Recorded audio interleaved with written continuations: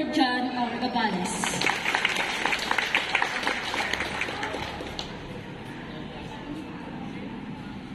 Para sa aton nga Assistant Secretary Treasurer, Mrs. Anien P. Haliago.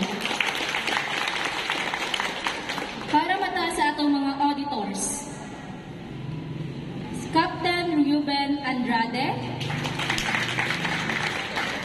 PEMS PM Rebaño, and Mr. Clarin Barrios. Para sa aton nga mga PIO, Mr. Ray Delmo and Mr. Josel Magalit. Para sa atong mga admin officers, Mr. Wilfredo Testa, Mr. John Raymond Villanueva Araque,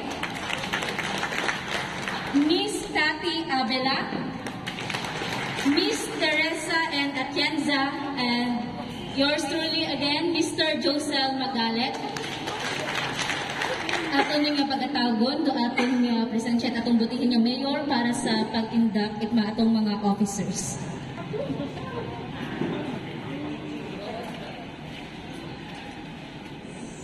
Thank you, Nick.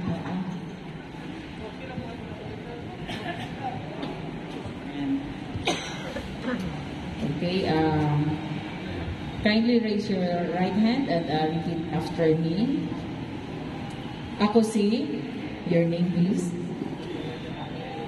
na itinalaga sa katungkulan bilang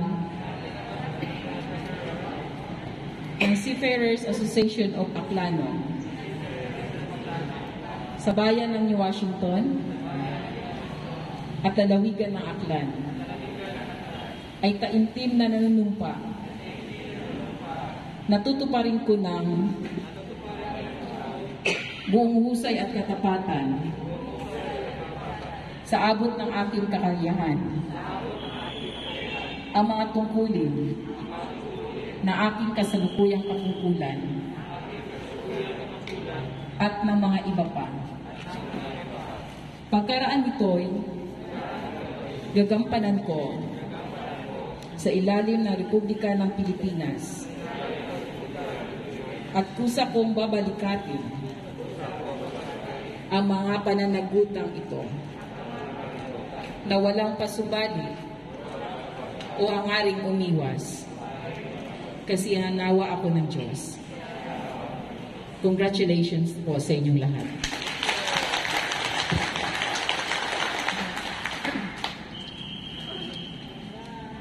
Abugid niya salamat ma'am sa aton nga mga officers. Kabay panggiyakan kita Ginoo para sa atong pagbulig at para sa kabutihan man itaton nga Seafarers Association of Aklanon. Congratulations once again.